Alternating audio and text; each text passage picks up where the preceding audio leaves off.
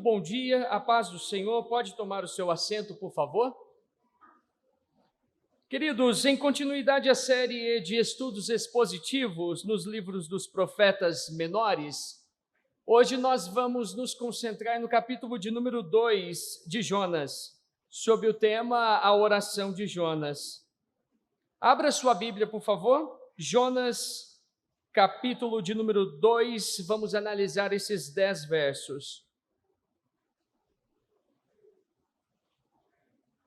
Diz o texto bíblico: Então, Jonas, do ventre do peixe, orou ao Senhor seu Deus e disse: Na minha angústia clamei ao Senhor, e ele me respondeu. Do ventre do abismo gritei, e tu me ouviste a voz. Pois me lançaste no profundo, no coração dos mares, e a corrente das águas me cercou. Todas as tuas ondas e as tuas vagas passaram por cima de mim. Então eu disse: Lançado estou de diante dos teus olhos. Tornarei porventura a ver o teu santo templo? As águas me cercaram até a alma, o abismo me rodeou, e as algas se enrolaram na minha cabeça.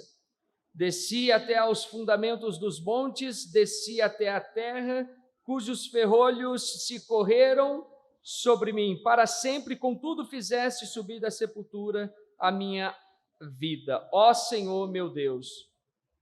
Quando dentro de mim desfalecia a minha alma, eu me lembrei do Senhor, e subiu a ti a minha oração no teu santo templo. Os que se entregam à idolatria vã abandonam aquele que lhes é misericordioso, mas com a voz do agradecimento eu te oferecerei sacrifício. O que votei, pagarei. Ao Senhor pertence a salvação. Falou, pois, o Senhor ao peixe, e este vomitou a Jonas na terra. Tenhamos uma palavra de oração, curve a sua cabeça.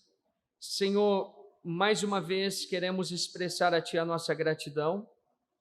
Agora vamos estudar esse texto bíblico. Pedimos que o Teu Santo Espírito ilumine a nossa compreensão, conceda-me graça, sabedoria, para que a explicação seja clara e simultaneamente aplique esta mensagem no coração dos presentes, de modo que não haja apenas compreensão intelectual, mas um tipo de compreensão que desça ao coração e tenha implicações práticas. Fale conosco esta manhã mediante a sua palavra, que foi lida, será explicada e será aplicada em nome de Jesus. Amém. Queridos, esse texto que nós acabamos de ler, de Jonas capítulo 2, ele descreve o desespero de Jonas, a oração e o livramento que Deus deu a Jonas. Dito de outro modo, o capítulo 2 é uma descrição da experiência de quase morte de Jonas e como ele experimentou a graça, a misericórdia e a bondade do Senhor. Nós estudamos no capítulo de número 1, ao invés de Jonas atender ao chamado divino e ir a Nínive e clamar contra ela, Jonas se dispôs para fugir da presença do Senhor, indo em direção oposta a Nínive. O resultado não poderia ser outro a não ser de enfrentar uma tempestade, enfrentar sérias dificuldades, a ponto do navio que tinha como destino Tarsis quase naufragar. Jonas foi declarado culpado e lançado ao mar, mas Deus o livrou da morte preparando um peixe para apanhá-lo, um grande peixe. O grande peixe, não significa Jonas sendo castigado, mas Jonas recebendo o livramento da parte do Senhor. No ventre daquele peixe, Jonas passou 3 dias e 3 noites, e de lá, conforme nós acabamos de ler, Jonas orou ao Senhor. Perceba que Jonas não orou por livramento, ele orou para dar graças a Deus pelo livramento. Acompanhe comigo com a sua Bíblia aberta ao longo de toda a exposição, verso de número 1. O texto diz, então, Jonas, do ventre do peixe, orou ao Senhor, seu Deus. Como disse, o capítulo 1 descreve a desobediência de Jonas. E em nenhum momento diz que Jonas orou ao Senhor. Isto é, embora Deus tenha o chamado para pregar contra Nínive, clamar contra Nínive, ele não orou, mas ele tentou fugir da presença do Senhor. Mesmo quando exortado pelo capitão do navio, no verso 6 do capítulo 1, levanta-te, invoca o teu Deus. Jonas não o atende, ou seja, ele não ora mesmo estando em uma situação de perigo. A tempestade já tinha ganhado uma certa expressão. Quando o capitão o aborda, é porque eles estavam correndo riscos, sérios riscos, mas ele não se importa muito. Contudo, quando Jonas tem uma experiência de quase morte no capítulo de número 2, nas profundezas do mar, porque certamente Jonas saberia que eventualmente ele se afogaria, quando ele percebe que ele está nessa situação, que estava no interior de um grande peixe, Jonas orou ao Senhor. É o verso de número 1, então, Jonas, do ventre do peixe, orou ao Senhor seu Deus. O fato de Jonas orar a Deus nessa altura demonstra que Jonas estava experimentando algum tipo de arrependimento.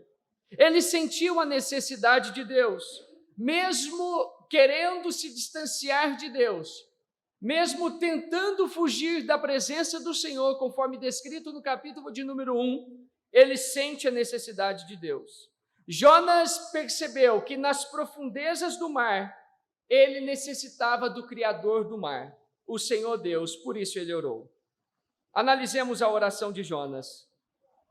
Do verso 2 ao verso 6, leamos mais uma vez. E disse: na minha angústia clamei ao Senhor, e ele me respondeu. Do ventre do abismo gritei, e tu me ouviste a voz. Pois me lançaste no profundo, no coração dos mares, e a corrente das águas me cercou. Todas as tuas ondas e as tuas vagas passaram por cima de mim. Então eu disse: lançado estou de diante dos teus olhos. Tornarei porventura a ver o teu santo templo? As águas me cercaram até a alma, o abismo me rodeou e as algas se enrolaram na minha cabeça. Desci até os fundamentos dos montes, desci até a terra, cujos ferrolhos se correram sobre mim. Porque, ou melhor dito, para sempre, contudo, fizeste subir da sepultura a minha vida, ó Senhor meu Deus. Perceba que no início dessa oração, que vai até o verso de número 9, Jonas ele não pede por livramento, ele então somente expressa sua gratidão a Deus. Não há dúvidas de que quando Jonas diz aos tripulantes do navio, no verso 12 do capítulo 1, tomai-me e lançai-me ao mar, ele tinha consciência que ele pereceria nas profundezas do mar. Contudo, ao ser lançado no mar, nós não temos indicativos claros se Jonas eventualmente perdeu a consciência ou não, mas quando ele percebe que Deus o livrou da morte, quando ele experimenta a bondade, a graça, a misericórdia de Deus, mesmo naquela situação, uma situação que era resultado de sua desobediência, ele orou. Mas para dar graças, para expressar a sua gratidão diante da benevolência do Senhor. E Jonas descreve inicialmente o cenário a partir do qual ele ora a Deus. Perceba no texto. Primeiro, ele diz: na minha angústia clamei ao Senhor. É um cenário de tormento, de profunda aflição, de sofrimento. Segundo, ele diz: das profundezas do abismo, do ventre do abismo, ou seja, do ventre do mundo dos mortos. Talvez em uma das piores situações possíveis que ele poderia chegar, Jonas ora a Deus. E o texto diz que Deus ouve a oração de Jonas em dois momentos. Ele me respondeu. Em outro momento, e tu me ouviste a voz. Jonas reconhece que Deus estava por trás de toda aquela situação. Veja o que o texto diz no verso 3. Pois me lançaste no profundo, isto é, foi o Senhor mesmo quem fizera isso comigo. Me lançaste no coração dos mares, e a corrente das águas me cercou. Todas as tuas ondas e as tuas vagas passaram por cima de mim. Em realidade, quando Jonas pede aos tripulantes para ser lançado ao mar, e eles atendem ao pedido de Jonas, em realidade esses tripulantes apenas foram instrumentos de Deus, porque foi o próprio Deus quem lançou Jonas ao mar. Veja o que o texto diz: pois me lançaste no profundo, no coração dos mares. Jonas reconhece que todos os eventos que o cercam não são frutos ou não foram frutos do acaso, mas da tratativa de Deus com ele.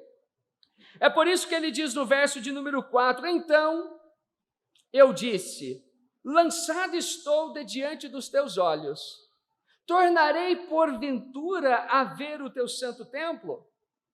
Queridos, percebam o ponto interessante no contraste que o narrador estabelece entre o capítulo de número 1 e o verso de número 4. O capítulo de número 1 descreve Jonas tentando fugir da presença do Senhor. Jonas quer uma espécie de afastamento da presença do Senhor. Mas no capítulo de número 2, no verso 4, ele faz uma espécie de confissão. Se pelo primeiro ele queria se afastar da presença do Senhor, no segundo ele lamenta por estar afastado do Senhor. Veja, o termo aí, o verbo usado, lançar, lançado estou, significa estou banido. Ainda em outras palavras, estou expulso. Jonas experimentou aquilo que em realidade ele queria no capítulo de número 1. Se distanciar da presença de Deus, tentar fugir da presença do Senhor. Mas no capítulo 2, quando ele está nessa situação de profundo sofrimento, de profunda aflição, a ponto de dizer que clamou ao Senhor a partir do mundo dos mortos, ele se desespera, a ponto de expressar a sua esperança em termos de perguntas, quando ele diz, tornarei porventura a ver o teu santo templo? Isto é, quando Jonas experiencia a bondade de Deus, a graça de Deus, a misericórdia do Senhor nessa situação, ele nutre uma espécie de esperança de voltar ainda a adorar ao Senhor no templo de Jerusalém. E Jonas descreve com palavras fortes o momento que ele está no ventre do grande peixe. Acompanhe comigo. As águas me cercaram até a alma, o abismo me rodeou, e as algas se enrolaram na minha cabeça. Desci até aos fundamentos dos mortos, desci até a terra, cujos ferrolhos se correram sobre mim, para sempre. Contudo, fizeste subir da sepultura a minha vida. Essa é a descrição de alguém que experimentou uma desobediência voluntária e deliberada contra o Senhor. Diante dessa drástica situação, de alguém que queria o afastamento, queria fugir da presença do Senhor, ele experimenta a bondade de Deus. Ele experimenta a graça do Senhor. Veja o final do verso. Fizeste subir da sepultura minha alma. Jonas reconhece que com o fato do grande peixe o apanhar, ele está experimentando o livramento de Deus e não castigo, como alguns ensinam. O grande peixe não significa em nenhum momento Jonas sendo castigado. Pelo contrário, Jonas recebendo livramento da parte do Senhor. E diante de tamanha bondade, não há outra reação a não ser de contrição. Versos 7 e 8. Quando dentro de mim desfalecia a minha alma, eu me lembrei do Senhor. e subiu a ti a minha oração no teu santo templo. Os que se entregam à idolatria vã abandonam aquele que lhes é misericordioso. Já não havia mais nenhum tipo de força em Jonas. Veja como ele descreve a sua situação diante desse cenário de sofrimento, de angústia. Desfalecia a minha alma. Mas depois de sofrer muito por causa de sua desobediência, chegar a experienciar o evento quase morte, o texto bíblico diz que Jonas se lembra do Senhor. E essa lembrança o impulsiona à oração, quando ele diz: subiu a ti a minha oração no teu santo templo. Veja, Jonas era alguém que conhecia ao Senhor, que confessa no capítulo de número 1, temer ao Senhor que criou o mar e a terra. Agora ele está vivendo o seu pior momento nas profundezas do mar, fugindo daquele que ele confessou ser o criador do mar, mas que está tratando com ele via mar. E ele se lembra, nessa situação catastrófica, que ele servia ao Senhor. Ele se lembra do Senhor. Jonas conhecia o verdadeiro Deus. Ele traz essa memória, esse conhecimento, e abro aqui um parênteses rápido para indicar a importância do conhecimento bíblico prático na vida de um cristão. Um cristão que anda no oba-oba, que é fútil, não tem nenhuma consistência bíblica, ele não pode experienciar algo desse tipo, se lembrar do Senhor, dado o seu conhecimento bíblico experiencial, isto é, o conhecimento que a Bíblia Sagrada o concede e a sua experiência também com o Senhor. Fecha parênteses. É isso que dá esperanças a Jonas, porque ele percebeu claramente, tanto na nação de Israel, Reino Norte, quanto no capítulo de número 1, que os falsos deuses não podem nada. Os tripulantes, os marinheiros do navio estavam clamando os falsos deuses, mas nada puderam fazer. Quanto mais clamavam aos falsos deuses, mais a tempestade ganhava expressão e volume. É por isso que ele diz: os que se entregam à idolatria, verso de número 8, os que se entregam à idolatria vã, abandonam aquele que lhes é misericordioso. E Jonas encerra a sua oração no verso de número 9. Mas, com a voz do agradecimento, veja que o narrador está contrapondo verso 8 e 9. Já que os falsos deuses não podem nada, aqueles que se entregam à idolatria vã, abandonam o verdadeiro Deus, ele diz: mas com a voz do agradecimento, eu te oferecerei sacrifício, o que votei, pagarei. E ele conclui dizendo: ao Senhor pertence a salvação.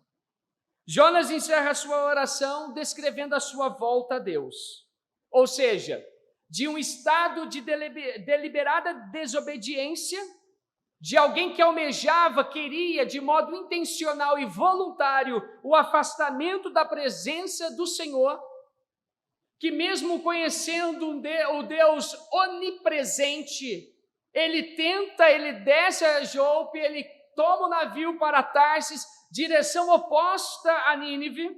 Agora ele tem uma experiência de volta a Deus, uma experiência de agradecimento e de promessas. Veja, ele faz pelo menos aí duas promessas: oferecerei sacrifício, segunda, o que votei, pagarei. E ele conclui dizendo: ao Senhor pertence a salvação. Cuidado, o termo salvação aqui, o substantivo hebraico usado aqui significa salvação física, livramento de alguma turbulência ou sofrimento ou alguma coisa do tipo. Mas é verdade que a salvação eterna também pertence a Deus.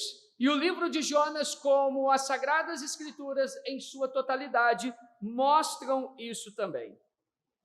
Verso de número 10, último verso do capítulo de número 2. Falou, pois, o Senhor ao peixe, e este vomitou a Jonas da terra. O autor do livro retoma a ideia do poder soberano de Deus sobre a criação. Não se esqueça que no verso de número 4 do capítulo 1, foi Deus quem lançou um forte vento sobre o mar, formando a tempestade. Agora no capítulo 2, o próprio Deus, o soberano, o criador de absolutamente tudo, ele fala com um simples peixe. E o verbo aí traduzido como falar, ele tem a ideia de ordenar. Isto é, Deus não tão somente falou ao peixe, mas ele deu uma ordem ao peixe. E perceba o contraste desse texto com a vida de Jonas. Deus também falou a Jonas. Deus também ordenou a Jonas. Deus também deu uma missão a Jonas. Mas Jonas não respondeu positivamente. O peixe responde positivamente. Ora, se diz que Deus ordenou ao peixe, segue a resposta do animal marinho aí, no verso de número 10, e vomitou a Jonas na terra. Dito de outro modo, foi o próprio Deus quem fez o animal marinho vomitar Jonas na terra seca. Deus é soberano. Ele rege aquilo que nós consideramos relevante, mas também aquilo que nós consideramos irrelevante. Deus, ele domina sobre tudo e todos, e absolutamente nada escapa ao seu poderio. É um tipo de mensagem, queridos irmãos, que deveria ganhar espaço em nosso coração e deveria ganhar mais atenção prática e não intelectiva ou intelectual. Porque conhecer muito bem da soberania de Deus em caráter intelectual é bom, sim, mas isso precisa descer para a nossa prática. Porque, via de regra, algumas coisas simples da vida roubam a nossa paz, quando em realidade nós servimos um Deus que ordena a um peixe e o peixe tem de cumprir a sua ordem. Agora, se Jonas é descrito no capítulo de número 1 como alguém fujão, que não queria da presença do Senhor, termina o capítulo de número 2 humilhado. E não tão somente humilhado, também vomitado. Porque é tolice querer fugir da presença do Senhor. Sobretudo, conhecendo ao Senhor, o Deus onipresente. Amém, queridos irmãos? Tenhamos uma palavra de oração e na sequência nós teremos um momento aí de comentários, perguntas e respostas. Senhor, queremos lhe dar graças essa manhã. A sua palavra mais uma vez foi lida, explicada e agora ela será aplicada. Ó Deus, essas aplicações serão feitas em base a esta oração, pedindo que o teu Santo Espírito aplique cada aplicação nos corações, que não sejam aplicações apenas na dimensão intelectual, mas aplicações que desçam ao coração e tenham implicações práticas no viver diário. Queridos, eu quero destacar aqui 2 ensinamentos que esse texto nos concede, e na sequência nós vamos para comentários, perguntas e respostas. Primeiro, Deus ouve as nossas orações. Eu receio que alguns de nós estamos nos tornando muito materialistas, não apenas em aspecto material no que diz respeito a caráter econômico, mas sim no experienciar a nossa fé. Ou seja, nós acreditamos e temos fé muito naquilo que palpamos e, portanto, nos nossos recursos, e não temos tanta fé assim naquilo que está apenas na dimensão propriamente dita espiritual. Aprendamos com o exemplo de Jonas, que diz: na minha angústia, clamei ao Senhor, E ele me respondeu: do ventre do abismo gritei, e tu me ouviste a voz. Jonas aqui, ele grita por socorro, e Deus o atende.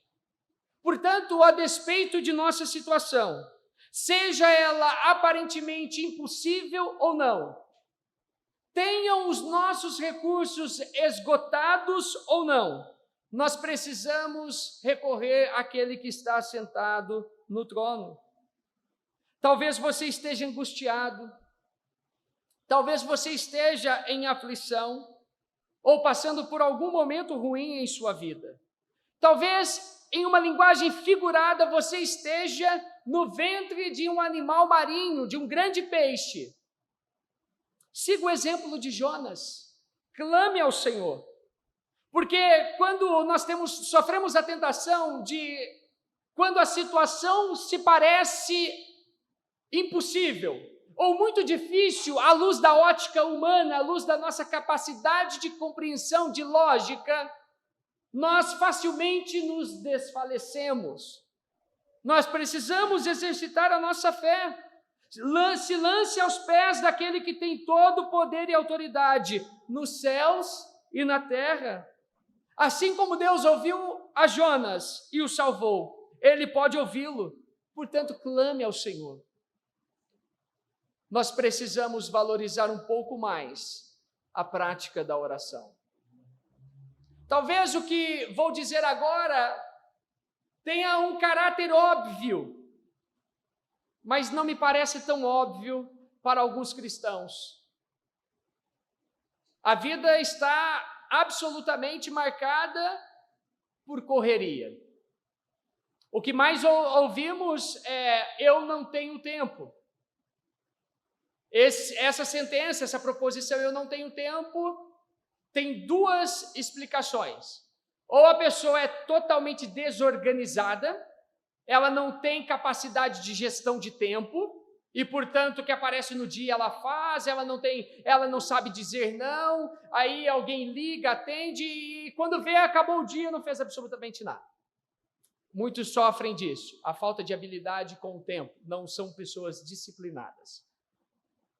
O segundo aspecto é que, de fato, muitas pessoas estão atoladas em trabalho, em estudo, muitas coisas para fazer, tarefas domésticas, etc.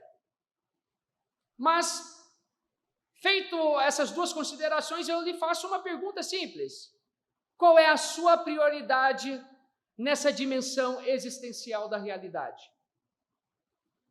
Qual é o seu significado de vida, de propósito e de prioridade enquanto vivemos nessa terra?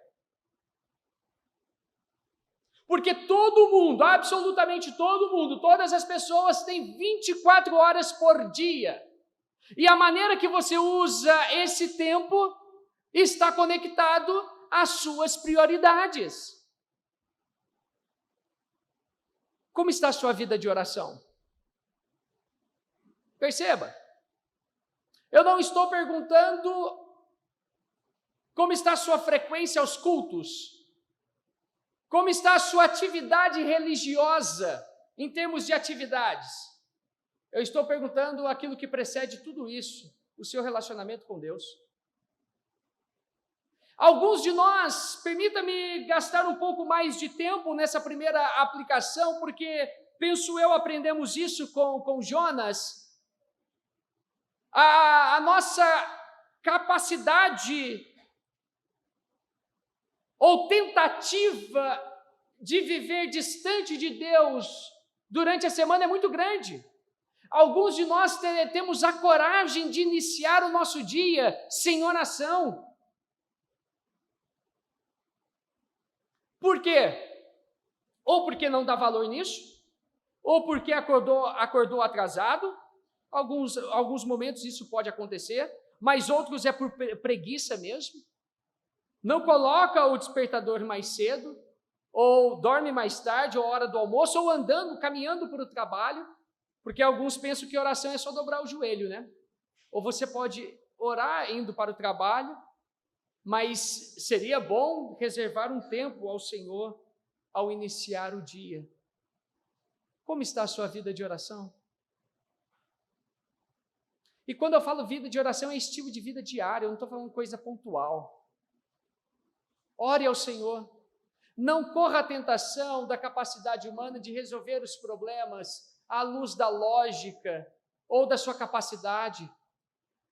Ore ao Senhor. Vai fazer um negócio, vai trocar algo, vai comprar, vai fazer um investimento. Ore ao Senhor. Consulte ao Senhor.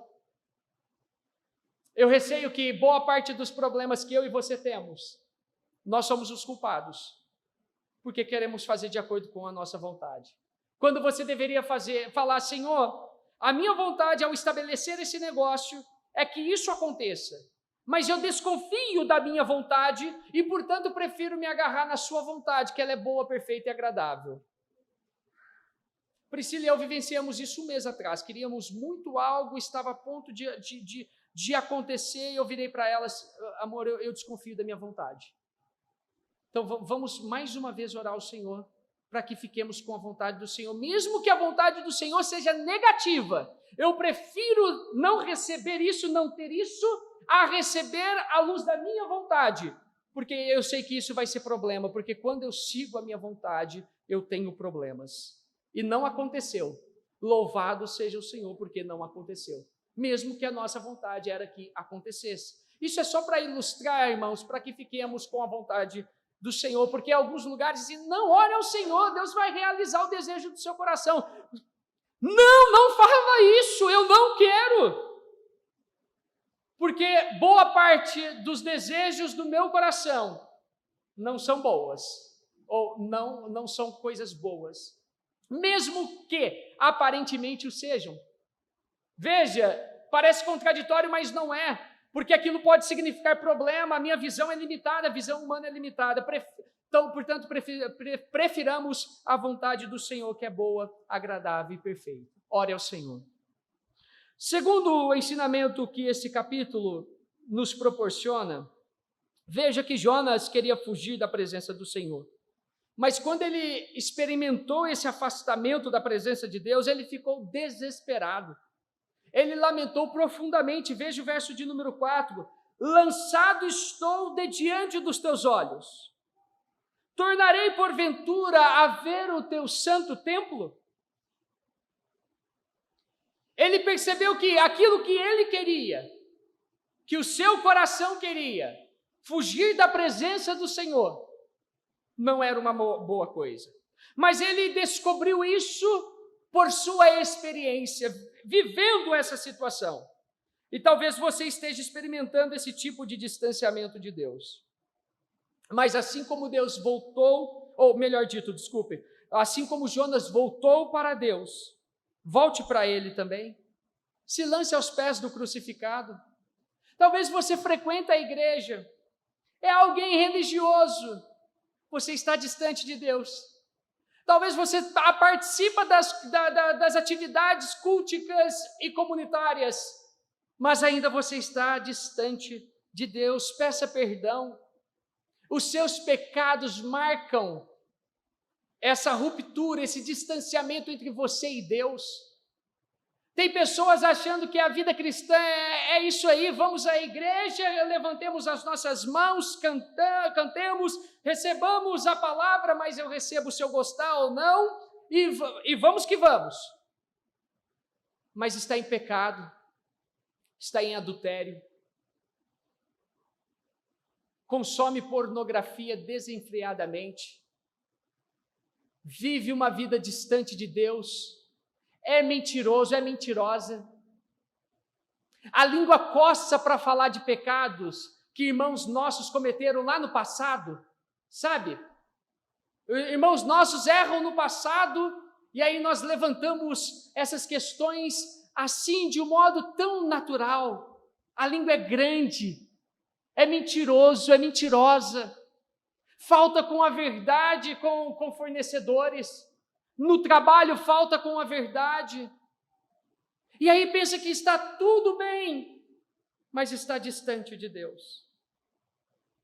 Peça perdão a Deus. Reconheçamos as nossas falhas. Deixemos as nossas transgressões. Ah, mas se passaram alguns anos. Cuidado. Cuidado. Você acha que porque o tempo, quem perdoou o seu pecado, a sua transgressão, foi o tempo. Porque não resolveu, não foi tratado, ficou escondidinho lá e vamos tocar a vida. Cuidado, você pode colher frutos amargos. Procure ajuda. Procure um pastor, seu pastor, um obreiro, se aconselhe. Peça perdão a Deus, se reconcilie e desfrute da presença de Deus. Não há tempos mais difíceis do que aqueles que o homem está distante de seu Criador. Sobretudo para aqueles que conhecem ao Senhor. Portanto, volte para Deus. Se lance aos pés do Senhor essa manhã, se reconcilie, peça perdão, resolva questões do passado, me escute. Resolva questões do passado para você não colher frutos amargos. Não brinque com o sagrado. O sagrado é coisa séria. Eu espero que o Espírito Santo aplique essa verdade no seu coração e você tome uma decisão séria de tratar essas questões. Amém, meus irmãos? Esses são os 2 ensinamentos, entre outros, que nós podemos extrair do capítulo de número 2 de Jonas.